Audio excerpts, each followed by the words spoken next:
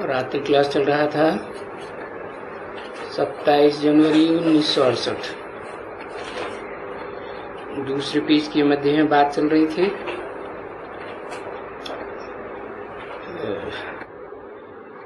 कि आत्माभिमानी रहना बड़ा मुश्किल है। बड़ी मुश्किल से कोई बन सकते हैं, भले कोशिश भी करते हैं कि हम स्त्री को कुछ भी नहीं करेंगे, ये भी नहीं करेंगे, वो भी नहीं करेंगे। बुद्धि में आता है कि हम छूटेंगे नहीं इस देहभान से जब तक आत्मा का अभिमान पूरा नहीं बैठेगा, आत्मिक दृष्टि नहीं बनेगी। जब आत्मिक दृष्टि बनेगी तो सब से छूट सकते हैं। तो वो बाबा बार बार समझाते हैं, आत्माभिमानी बनने के लिए कि आत्माभिमानी भव देही अभिमानी भव, क्योंकि जहां जाना है वहां किस स्टेज में जाना है? जाना है आत्मलोक में, तो आत्माभिमानी बनना पड़ेगा।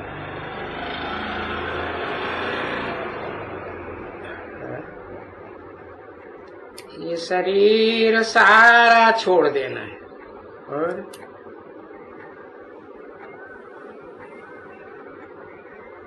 ना सुसाइड कर लेना है? नहीं, मन बुद्धि से सारा ही शरीर की जो याद आती है, कर्मेंद्रियां याद आती हैं, कर्मेंद्रियों से जो सुख लिया है वो याद आता है, वो कुछ भी याद ना आए। जब ऐसे आत्माभिमानी ज्ञान बनेंगे तो मेरे पास आना होगा। तो फिर कहीं भी गंध में नहीं अटकेंगे और सीधे जाएंगे बाप के पास आत्मलोक में। परंतु ड्रामा का प्लान ऐसा नहीं है कि दम दे जाम दे हो जाए, हथेली पे आम आ जाए। ये तो हो ही नहीं सकता। जो कोई सीधे जल्दी चले जावे,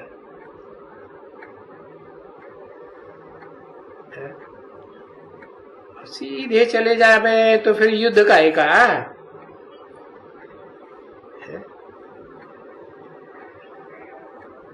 तो युद्ध जो मूल है वो ये है, देह अभिमान का युद्ध है। तो बुद्धि से काम तो लेना होता है ना। तो बरोबर बुद्धि में बात आती है कि इस हिसाब से हमारा देह भान गया कि गया।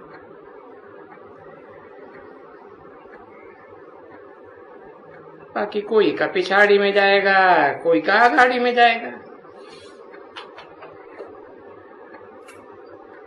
अब ये देह भान छोड़ने की है बड़ी मेहनत, और ये सारी मेहनत बुद्धि की है। अपनी आत्मा में ये समझना है अच्छी तरह से कि मेहनत क्यों लगती है।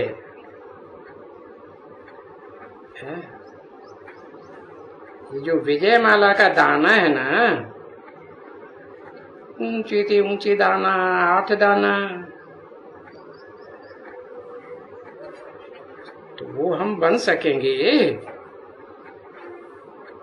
जैसा हमारा पुरुषार्थ चल रहा है। जैसी रफ्तार हम पकड़ रहे हैं।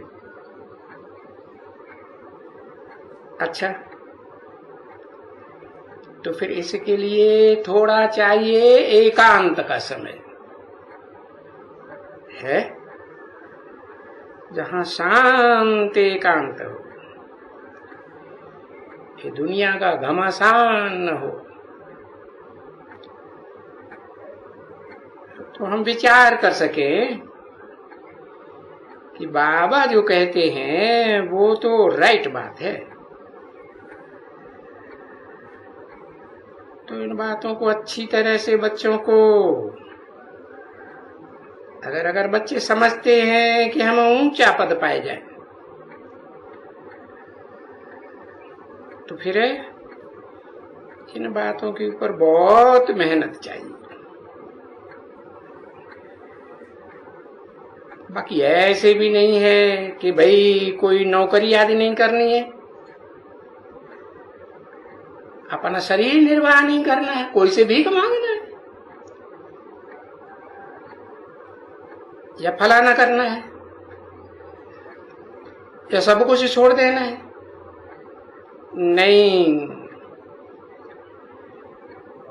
कुछ भी छोड़ने करने की दरकार नहीं है। वो जो देह अभिमान है ना, इसको छोड़ने की बात, तो वो देही अभिमानी बनना है। देही देह को धारण करने वाली आत्मा को कहा जाता है। तो ये विचार करना है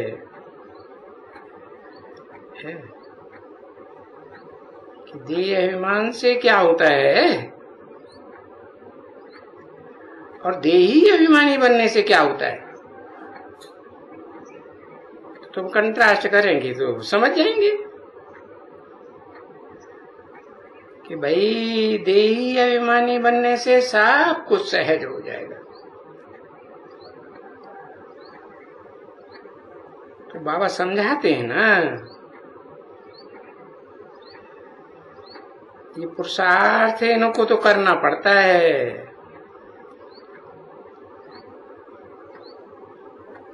ये समझते हैं ना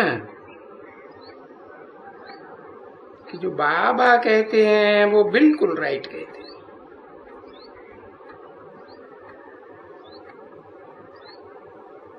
क्योंकि बाबा है डायरेक्शन देने वाला, डायरेक्टर।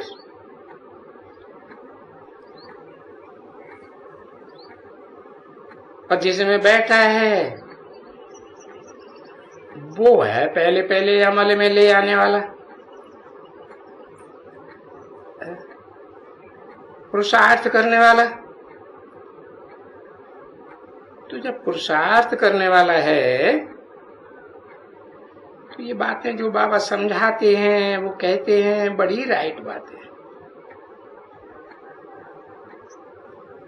और उन राइट बातों की ऊंची मंजिल पर पहुंचना है। पुरुषार्थ करते करते उसी ऊंची मंजिल पर पहुंचना है। और कुछ छोड़ने काटने की बात नहीं है। गृहस्थ व्यवहार और धंधे धोरी में रहते हुए ऊंची स्टेज पकड़नी।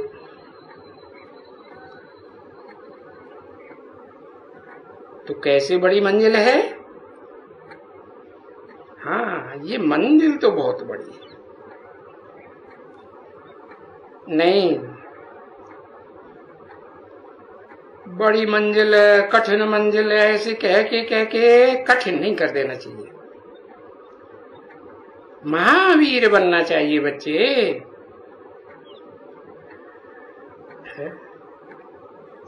ऐसा महावीर बन जाए जो मिसाल है रामायण में कि अंगद ने अपना पांव रावण की सभा में रख दिया,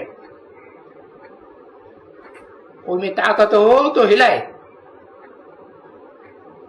अब है बुद्ध रूपी पांव की बात है। बुद्धि में जो बात बैठ गई, जो बाबा ने समझाई कि अपन को आत्मा समझ बाप को पहचान करके याद करना है। तो दुनिया में हमारी इस बुद्धि की दृढ़ता को कोई हिला ही न सके।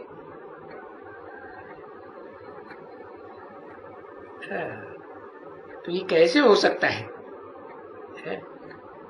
ये तो सिर्फ इसी से हो सकता है कि हम अपन को आत्मा समझे और देह की याद है, देह के संबंधों की याद है, देह के पदार्थों की याद नहीं आई। अच्छा चलो बच्ची म्यूजिक बजा। रूहानी बाप व दादा का याद प्यार और गुड नाइट। आज का प्रातः क्लास है 28 जनवरी 1968 रविवार।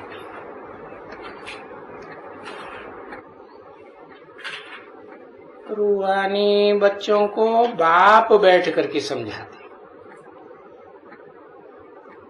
कौन सा बाप? रूहों का बाप बैठ करके समझाते हैं।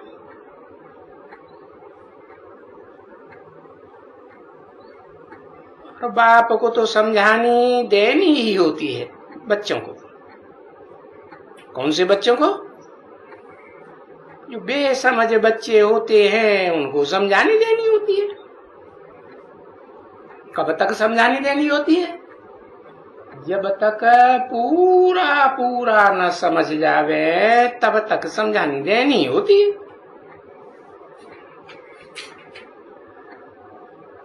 अब ये जो आते हैं प्रदर्शनी में या ये जो प्रोजेक्टर है और ये म्यूजियम वगैरह है, यहाँ आते हैं बच्चे, बाहर के बच्चे बेचारे आते हैं, बेचारे दलदल में फंसे हुए हैं। इस दुनिया को दलदल भी कहते हैं ना। ये जो दुब्बण है ना, इस दुब्बणों को दलदल कहते हैं।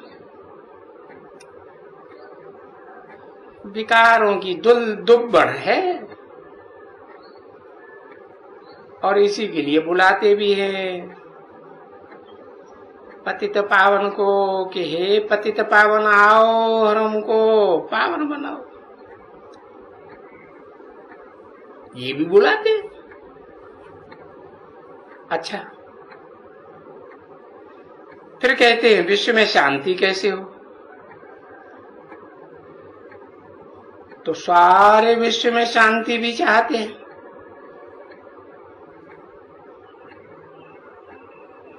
ठीक चाहते हैं कि भाई दलदल भी न हो और सारे विश्व में शांति हो। तो ये बात तो बिल्कुल ठीक है कि ये वो ही नई सतयुग की बादशाही चाहते हैं जिसे नई दुनिया कहते हैं। और बच्चों की तो बुद्धि में बैठ गया है कि जो भी दुनिया की नई चीजें होती हैं वो पुरानी भी हो जाती है। इस दुनिया में कोई ऐसी चीज नहीं है, सारी दुनिया ही पुरानी हो जाती है। तो दुनिया की सब चीजें पुरानी होती है। नई है तो सुखदायी, पुरानी है तो दुखदायी। परंतु फिर भी वहां से जो आते हैं पुरानी दुनिया से है, वो तो जैसे कि नए नए आते हैं। कहेंगे सतो प्रधान जिज्ञासु है, पवित्र जिज्ञासा है। तो बाप ने बच्चों को समझाया ये जो झाड़ है ना, उससे वो मालूम पड़ता है कि भाई पिछाड़ी में जो नए नए पत्ते निकलते हैं अच्छे अच्छे, वो तो देखने में भी बड़े सुंदर आते हैं। बच्चों ने देखा है ना कितना सुंदर झाड़। हाँ, पुराने से सुंदर हैं जरूर, तो वो जो सुंदर सुंदर हैं, जरूर ये जो नए नए यहाँ आते हैं और भिन्न भिन्न धर्मों में, अनेक धर्मों से आते हैं, तो उन नए नए धर्मों का कुछ न कुछ मान तो रहता है, क्योंकि जो भी नई चीज होती है, नया धर्म हो, नया राज्य हो, तो पहले पहले सुख तो होता ही है, तो सुख देखने का है। तो ये बातें बड़ी दूरंदेशी भी करके बच्चों को जानना है, और इस दुनियावी झाड़ को भी अच्छी तरह से पूरा पूरा समझना है। वो झाड़ भी देखो, देखने में कितने सुंदर होते हैं, उनमें भी पिछाड़ी में जो पत्ते आते हैं कितने सुंदर होते हैं। अच्छा, फिर वो झाड़ कभी न कभी पुराना होता है ना, तो अभी जो झाड़ जर्जरीभूत हो गए, वो तो उतने सुंदर नहीं लगेंगे ना। ये बच्चे जानते हैं कि फिर ये झाड़ पहले छोटा बनेगा, पीछे इस छोटे झाड़ में एडिशन होते होते ये बड़ा हो जाता है।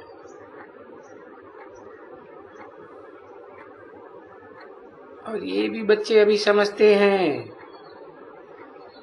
कि बरोबर जो झाड़ का फाउंडेशन है, कि भाई इस दुनिया के झाड़ का जो फाउंडेशन है वो तो बाबा ने समझाया है ना।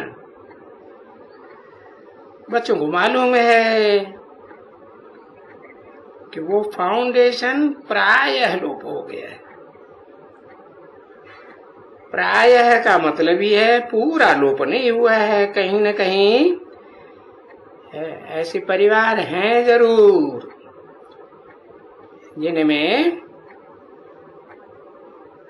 एक ही रचयिता की बात मानते हैं,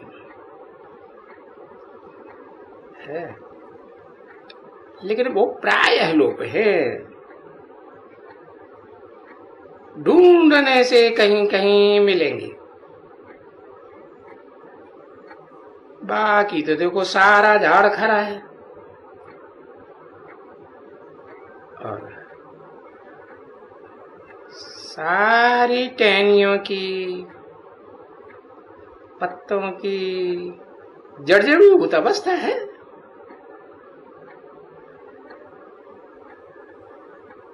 तो देखो जो प्रायः लोप यानी बहुत पुराना हो गया है, इतना पुराना हो गया कि उनका नाम निशानी खलास कर दिया।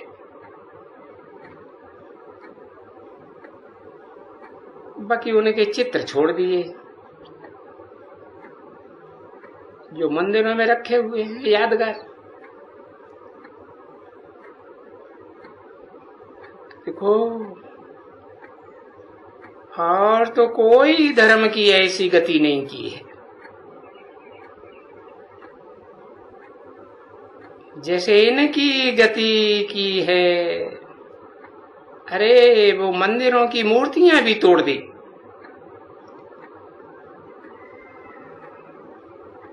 अच्छा, और लिखत तो है हिस्ट्री में, लिखे भी हैं बरोबर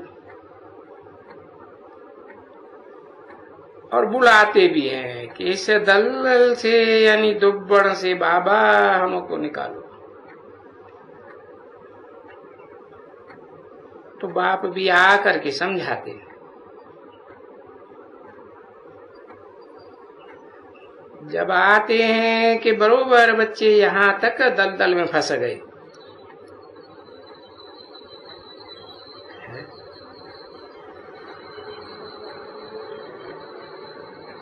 कहां तक? गले तक दलदल में फंस गए।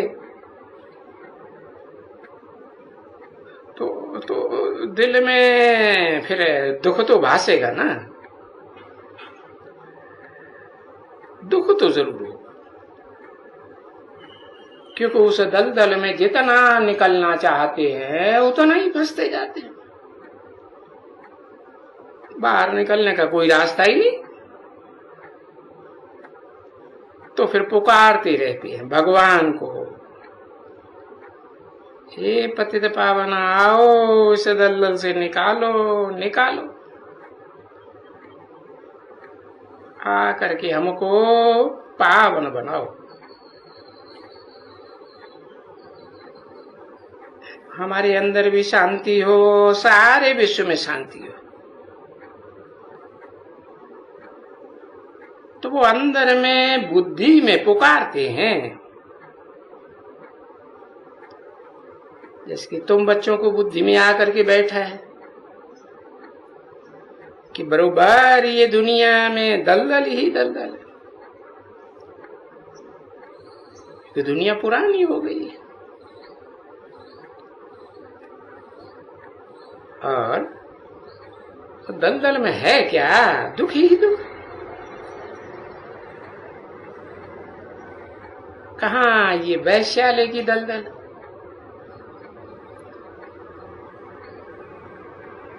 इस देश में वैश्यालय, उस देश में वैश्यालय, और कहाँ बाबा आकर के जो नई दुनिया स्थापन करते हैं, है नाम ही है शिवालय। शिव का स्थापन किया हुआ आलय माने घर है, तो जरूर वो खुशबूदार बगीचा होगा।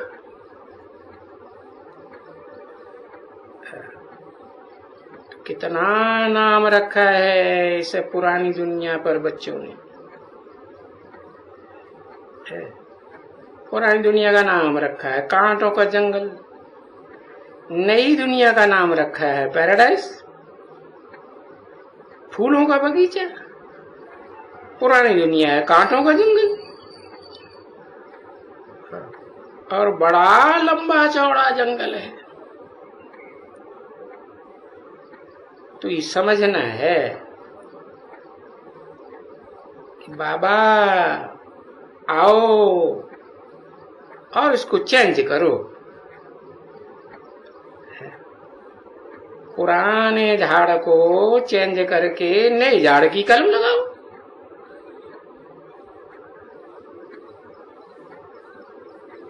तो बाबा ये सब करते रहेंगे। और क्या करेंगे? भगवान कहें, ईश्वर कहें, प्रभु कहें, तुम तो समझ गए हो कि बाप को बुलाती है, सभी आत्माएं बाप को बुलाती है और समझते हैं बेचारे, बुद्धि में कुछ भी नहीं आता है, बिल्कुल बुद्धि की जर्जरीभूत अवस्था होगी। अरे कैसी बुद्धि हो जाती है?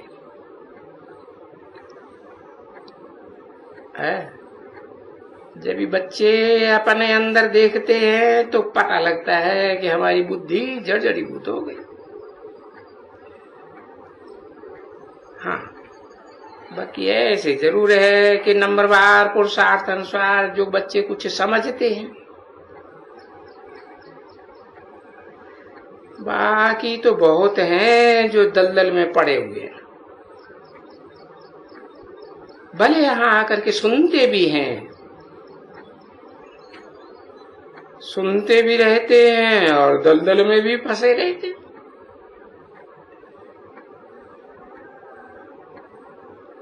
और जो फंसे रहते हैं, आते रहते हैं, फिर वो इतना भी बाहर नहीं निकले, जरा भी बाहर नहीं। अभी यहां निकलने का तो है,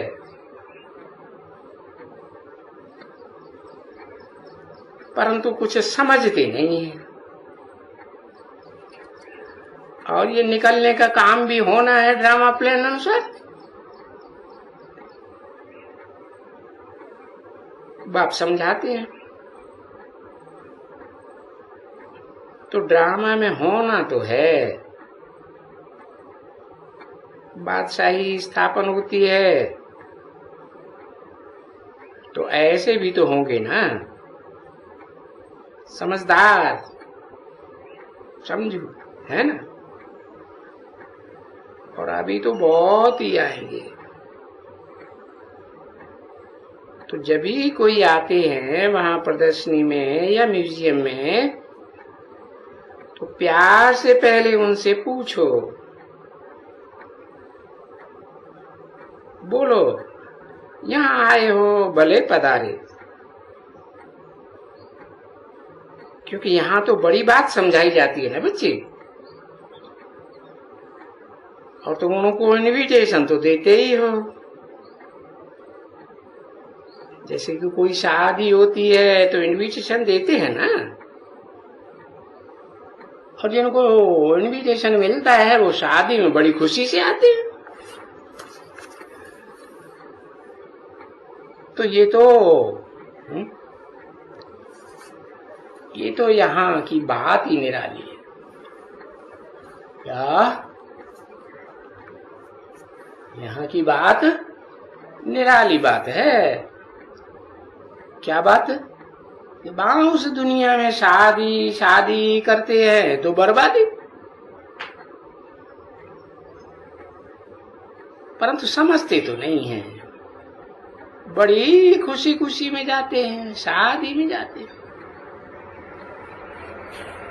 28 जनवरी 1968 की प्रातः क्लास का तो बाबा कहते हैं ना, जब भी कोई शादी का ख्याल करते हैं तो बोलते हैं, बच्चे तो बोलते हैं, अरे तुम तो बर्बादी में जाते हो, अरे आओ ना हमारे साथ तो हम आबादी में ले चले। बाई चांस कोई आते हैं तो उनसे पूछना चाहिए, आइए क्या विचार लेकर के आए हैं, या तुम क्या चाहते हो, बताओ कि तुम अपने दिल में क्या करके आए हो, क्या रख कर आए हो। तो देखो उन्हें दिखाना चाहिए बोर्ड, देखो ये क्या लगा हुआ है ऊपर में, इसमें क्या लिखा है, gateway to heaven is Mahabharata. और ये बात तो सच है ना। और जब कहते हैं गेट वे टू हेवन, ये लिखा हुआ है, माने स्वर्ग में जाने का रास्ता। तो स्वर्ग में तो, हेवन में तो जरूर विश्व में शांति होगी। अरे हेवन नाम जिस चीज का होगा वो तो विश्व में शांति होगी ना। और इसके अपोजिट में जिसका नाम हेल होगा, वहां तो अशांति ही अशांति। हेल में तो आग ही आग जलती है ना। तो अब तुम बताओ कि तुम क्या चाहते हो। हेल चाहते हो या हेवन चाहते हो? क्योंकि मनुष्य दुनिया में यही चाहते हैं कि सारे विश्व में शांति हो। और फिर मनुष्यों में कोई कहते हैं कि हे पतितों को पावन बनाने वाले, आओ आ करके हमको पावन बनाओ। तो अभी तुम क्या चाहते हो? है? इन दोनों चीजों में से तुम क्या चाहते हो? क्योंकि दूसरे मनुष्यों को तो कुछ मालूम ही नहीं है। भले ये पुकारते भी हैं विश्व में शांति हो, शांति, जानते तो कुछ नहीं है कि कैसे होगी।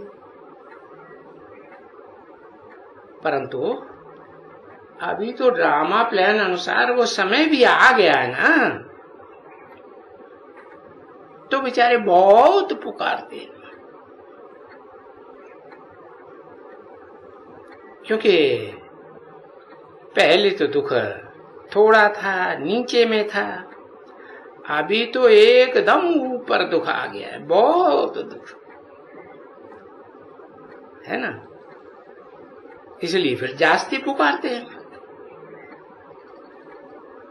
और यहां तो बाप आया है, तुम बच्चे जानते हो कि यहां आया है, तो बाप को तो हंसी आती है। हंसी नहीं आएगी कि ये बेचारे फंसे हुए हैं दलदल में, दुब्बड़ में, और इन बेचारों ने जन्म जन्मांतर कितना पुकारा है। पुकारते ही अब भी पुकारते आते हैं, पुकारते जाते हैं और दुब्बड़ में फंसते जाते हैं। जैसे पुकारते जाते हैं छूटने के लिए,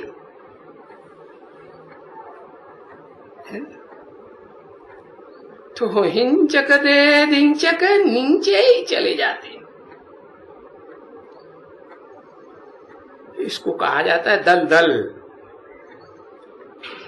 जितना निकलना चाहते उतना ही और नीचे जाते हैं। तो बाप को तो ये खुशी है ना, क्योंकि ये बाबा ने कहा है ना, ये नाटक है, और नाटक में तो खुशी होती है ना। तो बाप को तो खुशी है कि मुझे पुकारते हैं। अभी पुकारते ही है ड्रामा के प्लान अनुसार कि भाई आओ, हमको आकर के पावन बनाओ। तो वो लोग इन अक्षरों को समझते ही नहीं है, बस रट्टा लगाए हुए। और वो उनकी बुद्धि में कोई खुशी भी नहीं है, जो तुम बच्चों की बुद्धि में खुशी है कि बरोबर तुम्हारी बुद्धि में तो बैठ गया कि बाबा आया हुआ है और बाबा हमको दलदल से निकाल रहे हैं। है। और ये भी जानते हो कि जो जो बाबा की श्रीमत पर चलते रहेंगे, उनके लिए डिफिकल्ट की बात कोई होगी नहीं, बहुत ही सी बात। तो देखो, इसी बात को ही सहज कहा जाता है। इसलिए बाप जो ज्ञान देते हैं ना, इसका नाम ही है सहज ज्ञान और सहज राजयोग। ओम शांति।